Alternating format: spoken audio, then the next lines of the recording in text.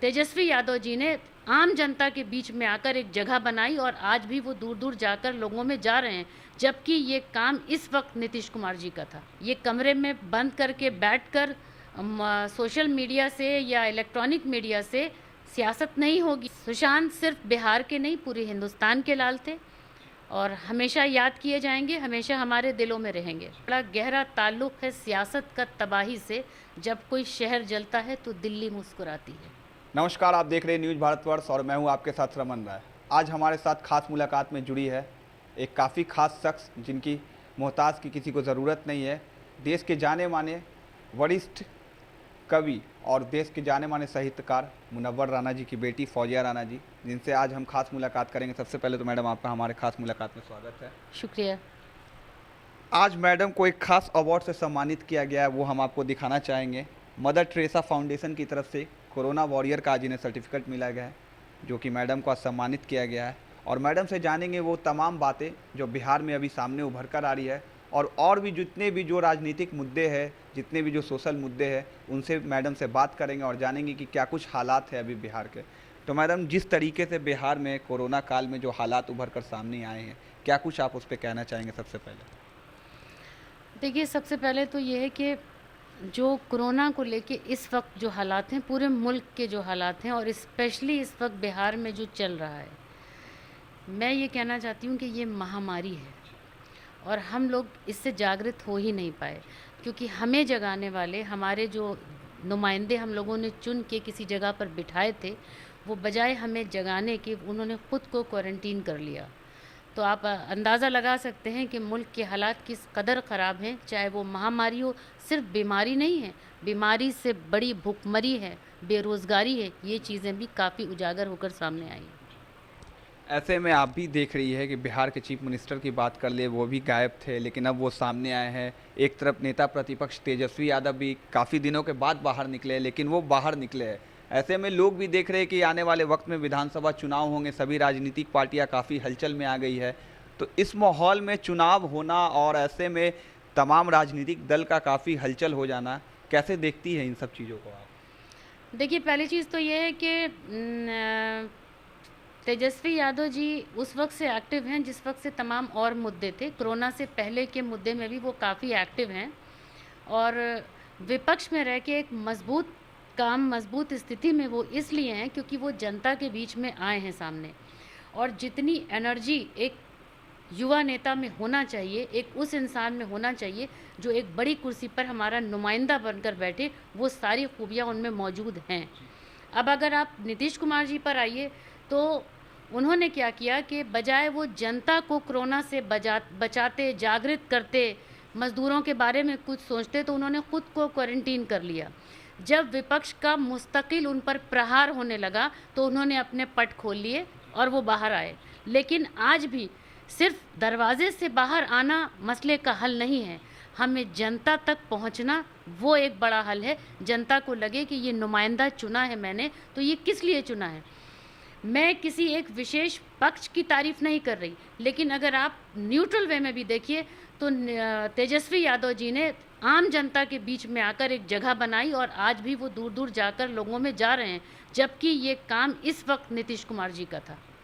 कहीं ना कहीं ये नहीं लगता कि बिहार के लोगों को भी बदलाव की ज़रूरत है? और जिस तरीके से बिहार जो है एक बदलाव की तरफ देख रहा है और तेजस्वी यादव को अपना चेहरा महागठबंधन मान रहा है, तो कहीं ना कहीं इसमें कितनी मजबूती है महागठबंधन के चेहरे में और इस नेता प्रतिपक्ष के दावों में? देखिए, बिहार में क्या, मैं तो ये कहूँगी कि पूरे मुल्क को बदलाव चाहिए, लेकिन अभी हम बात बिहार की करेंगे क्योंकि बिहार में चुनाव नज़दीक है।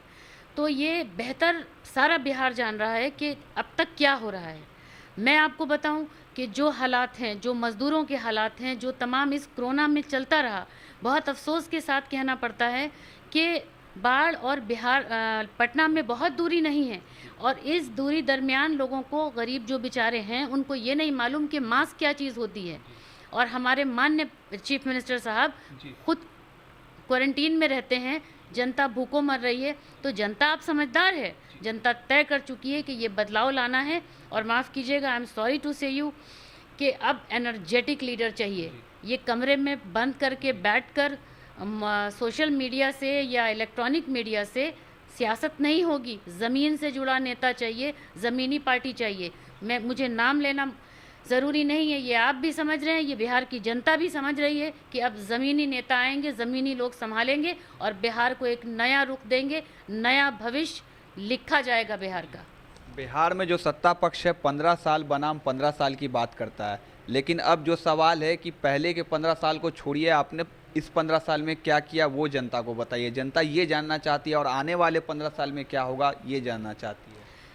देखिए, अगर ये सवाल नीतीश कुमार जी के बारे में है तो मैं एक चीज़ बताऊं कि ये बड़ा बचकाना सा मसला है किसी भी पार्टी का कि मैंने आपका रिज़ल्ट पूछा है, आप पिछले साल का रिज़ल्ट मत बताइए। मैं आपसे सवाल, जनता आपसे सवाल पूछ रही है, आप वो जवाब दीजिए। आप मुझे ये मत बताइए कि पिछले में क्या हुआ। अब तक जो हालात हैं बिहार के और जो अब तक हो रहे हैं और पिछला जो भी कुछ हुआ है वो 15 साल के उन इतिहास में कभी नहीं था जो आज माहौल बन गया है। एक ऐसा वायरस जिसको कम्युनल वायरस कहते हैं, कम से कम आप जिनके 15 साल को काउंट कर रहे हैं उनके 15 साल में कम्युनल वायरस बिहार कभी नहीं आया था। और बिहार, सिर्फ बिहार की बात ना करें, अगर पूरे हिंदुस्तान की भी आप बात करें तो बदलाव क्या, बदलाव ये चाहिए कि हिंदुस्तान चाहिए, वो हिंदुस्तान चाहिए जो हम लोगों ने आँख खोल कर देखा। हमें हमारा वो वतन चाहिए, हमारे भारतवर्ष जैसा था, एकता, अखंडता, यहाँ की गंगा जमनी तहजीब, हम उसके लिए हैं। और वही पार्टी आए जो इस सभ्यता को बचा के रखे। एक और सवाल है मेरा, हालिया घटना की बात कर ले। गलवान घाटी में जो हिंसक झड़प हुई भारत और चीन के सैनिकों के बीच, सबसे ज़्यादा जो सिपाही थे वो बिहार रेजिमेंट के थे और बिहार से ही बिलोंग करते थे, जिनकी मृत्यु हो गई, जिनकी शहादत हो गई। इस पे भी राजनीति काफ़ी तेज़ चल रही है बिहार में, इसको लेकर आप क्या कुछ कहेंगे? देखिए, पहले तो मैं वो जो शहीद हुए, मैं उन सारे लोगों के साथ मैं ये कहना चाहती हूँ कि अल्लाह ताला उन लोगों को सब्र दे, क्योंकि हकीकत मानों में जो वो लोग हमारे हिफाजत के लिए जो बॉर्डर पर रहते हैं, बहुत बड़ी कुर्बानी उनकी तो होती है, उनकी फैमिली की होती है। और बहुत अफसोस की बात है कि हम उन जो बेचारे शहीद हो गए, जिनके कुछ के तो शायद एक ही आध बच्चे होंगे, एक औलाद होगी जो कि हमारे सेना में थी और बॉर्डर पे वो शहीद हो गए, अगर उन लोगों पर भी सियासत हो तो इससे ज़्यादा शर्मनाक कुछ नहीं हो सकता है। दूसरी चीज़ कि ये अब तक का इतिहास है वैसे भी कि जब जब चुनाव होते हैं तो सरहद पे तनाव ज़रूर होता है। और मुझे अपने वालिद साहब का एक शेर याद आ रहा है कि बड़ा गहरा ताल्लुक़ है सियासत का तबाही से, जब कोई शहर जलता है तो दिल्ली मुस्कुराती है।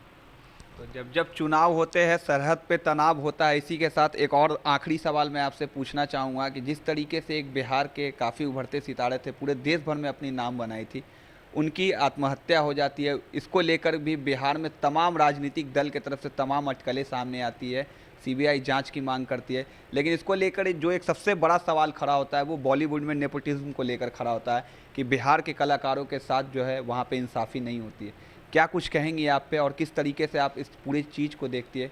क्योंकि बड़े बड़े एक्टर्स और डायरेक्टर्स के नाम सामने आ रहे हैं जिन पे आरोप लगाया जा रहा है तमाम राजनीतिक दलों की तरफ से कि उनकी इसमें संलिप्तता थी। सबसे पहले तो मैं सुशांत की पूरी फैमिली को ये कहना चाहती हूँ कि सिर्फ सुशांत बिहार के नहीं, हिंदुस्तान के लाल थे। और सिर्फ बिहार को नहीं, पूरे हिंदुस्तान को उनके जाने का सदमा है। किसी एक वर्ग को नहीं, हर उस हिंदुस्तानी को अफसोस है कि एक हंसता खेलता, एक बहुत बेहतरीन अदाकार चला गया। देखिए, सितारे जो होते हैं जो वो कभी ख़त्म नहीं होते, उनकी अदाकारी पूरी ज़िंदगी हमारे बीच रह जाती है। लेकिन अगर आप बात सियासत की करें कि इसमें भी एक सियासत हो रही है, तो मैं सबसे पहले ये कहना चाहती हूँ कि इस दौर में सोशल मीडिया एक ऐसा रेशमी पर्दा है जिसके पीछे से लोग अपने पेरेंट्स तक को गाली बक देते हैं। तो अगर हम किसी को टारगेट कर रहे हैं तो मैं इसके बारे में कोई टिप्पणी न करके ये कहना चाहूँगी कि सीबीआई जांच होनी चाहिए और जो इसमें कसूरवार है उसको सज़ा होनी चाहिए, क्योंकि ये आत्महत्या है। लेकिन आत्महत्या के लिए अगर मजबूर किया गया, किसी को इतना ज़्यादा प्रेशराइज़ किया गया तो वो गलत है। और एक बहुत कम लफ्ज़ों में बस ये कहूँगी कि सीबीआई जांच की मांग बिल्कुल होनी चाहिए। और सुशांत सिर्फ बिहार के नहीं, पूरे हिंदुस्तान के लाल थे और हमेशा याद किए जाएंगे, हमेशा हमारे दिलों में रहेंगे। चलिए, बहुत बहुत शुक्रिया मैम। ये आप सुन रहे थे फौजिया राणा जी, जिनका साफ तौर पे कहना है तमाम उन बातों पर आज हमसे खुलकर इन्होंने बात की। बिहार में चल रहे तमाम वो पॉलिटिकल बात की बात कर ली जाए या फिर राजनीतिक बात कर ली जाए, तमाम उन बातों पे बताया कि जिस तरीके से बिहार की जो सरकार है बीते 15 वर्षों में, जिस तरीके से नीतीश कुमार की जो सरकार है उसको बदलाव की ज़रूरत है और ये बदलाव जनता इस बार 2020 के चुनाव में लाकर दिखाएगी। और उन तमाम बातों पर भी इन्होंने बात कही, जिस तरीके से सुशांत सिंह की आत्महत्या हुई उस पर सीबीआई जांच की मांग ये भी कर रही है और साथ ही साथ जो भी इसमें उचित कार्रवाई होगी उस पर कार्रवाई की जाए। और इसके साथ मैं आपको बता दूं कि जिस तरीके से गलवान घाटी में जितने भी भारतीय जवान जो शहीद हुए हैं बिहार रेजिमेंट के, उन पे जो राजनीति चल रही है बिहार में उसको लेकर कड़े तेवर में इन्होंने समझाया है कि बिहार के लिए ये दुर्भाग्यपूर्ण बात है। जिस तरीके से जवान सरहद पर शहीद होते हैं उसको लेकर जो राजनीति है बिहार में तेज हो जाती है। फिलहाल बिहार में जो वर्ष है विधानसभा चुनाव का है, देखने वाली बात यह रहेगी कि बदलाव किस ओर होता है और जनता का वोट किस ओर जाती है। तब तक के लिए बने रहें न्यूज़ भारतवर्ष के साथ।